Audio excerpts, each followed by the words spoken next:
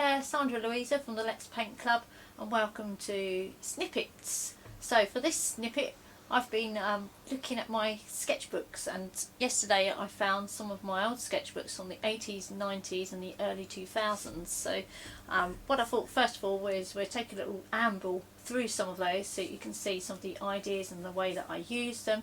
They're great to have sketchbooks and to use them for all different record keeping, so you can cut things out of magazines and stick in, you can experiment with different techniques and different ideas, and it's great to look back over them to see your artistic journey through the years and decades, and also you get great ideas and inspirations for new paintings that you want to do now too.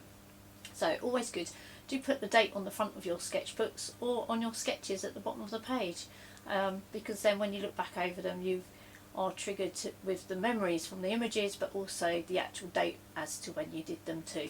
So let's take a look at some of my sketches now.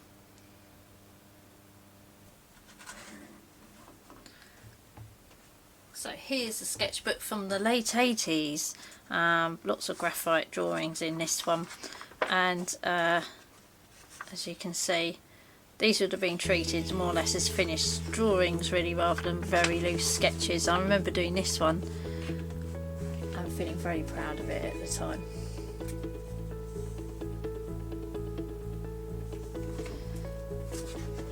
I don't know if there's portraits in here as well of a friend.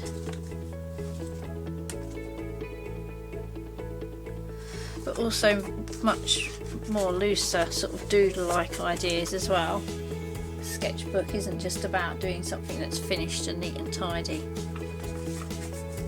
Sketchbooks from the 80s, always so interesting. Everyone is so different from the last. This is incredibly neat. This is from the 90s when I was studying for a foundation art course.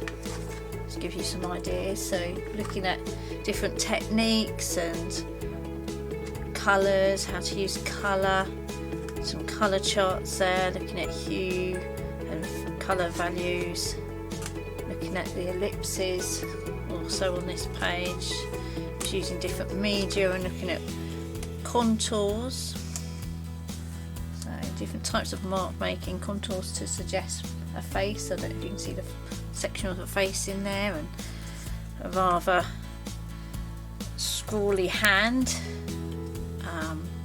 information picked out of magazines, transparencies, contours, again looking at the golden section, and some other sort of sketches and notes as well. So that was the 90s, and then we're moving up to another sketchbook here which is more recent, so some sketches using different pens. You've got biro pen and marker pen of some description there by looks of things, if you can make that out. So they're sort of just getting ideas, you're inspired, I'll quickly draw that, quickly draw the cat whilst he's having a wash, for instance. And so the sketchbooks don't have to be neat and tidy, not by any means. They're just a means of getting ideas and inspirations onto paper, or working things out,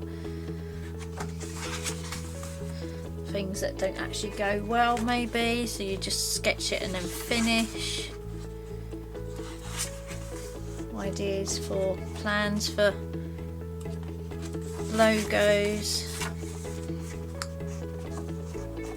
This was rather interesting. I was going to make that into a massive canvas to go on the wall in the art studio. I think I was feeling a little bit blocked by things at the time, so hence the boat and the big wall which is blocking its path. Annotated sketches. And then more doodle-like sketches for an idea that Mike had. Just looking at different techniques and textures, a bit of mixed media there with paints and colouring pencils and wax crayon. So good to experiment and explore. And this is my more modern, up-to-date one. You're probably familiar with some of the sketches in here already.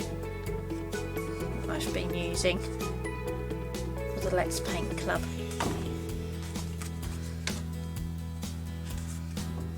So don't feel your sketchbook has to be neat and tidy. It's just about getting ideas into paper. It's your personal record. It's not necessarily, although I'm showing you here, it's not necessarily meant to go on show. And this is my little prized A6 sketchbook. I adore this drawing, one of my favourites. In pen, I just, at this time in the early 2020s or 2010s rather, I just loved sketching and drawing with ink pen, and I still do, although I don't get a chance to do it so much now. There's a pencil drawing there, sketches there, and this would just slip in my pocket or into my bag. Let's see if I can find some more of the ink drawings to show you. Where are they? It's always typical, isn't it? We're trying to find something, you can't find it. And these are gel pens, and you can just add a bit of water to it and the ink releases. It's great to work with, such fun. There we go, just flicking through. Crowd of people at a music concert. Yeah, and then finally the footbridge at Shoreham in Sussex. Again with a gel pen. And I just love using these gel pens. Just a pack of gel pens from somewhere like Wilkinson's, and a medium-sized paintbrush and some water, and stand there in front of the scene sketching away, and then just washing over some of it with some of the water to release the ink. You get some really lovely effects by doing that. So there's my sketchbooks. How are yours coming on? So there's some of my sketchbooks and some of the things that I've put into mine over the years. So what I suggest you do for this art snippets is to do 2 pages in your sketchbook. So one page could be experimental, so you're trying out different ideas, maybe with colours or mixed media or different types of mark making materials, whether that be brushes or using your hands or using a twig or cloths or something to make marks, to experiment and explore different ideas. And the other page is to be a finished sketch of something, such as a landscape, or it could be a still life, or it could be your plates and cups on the coffee table whilst you're sitting in front of the TV during the evening, something like that. Anything. Could be a section of your room, it could be your desk, anything at all. So you have 2 finished sketches, one experimental and one is of a scene, to complete your sketch. You can actually, both sketches, you can also annotate them and make some notes as well. So do date them, and it's good to have those in your sketchbook. So that's my suggestion for this time on the snippets. Good luck!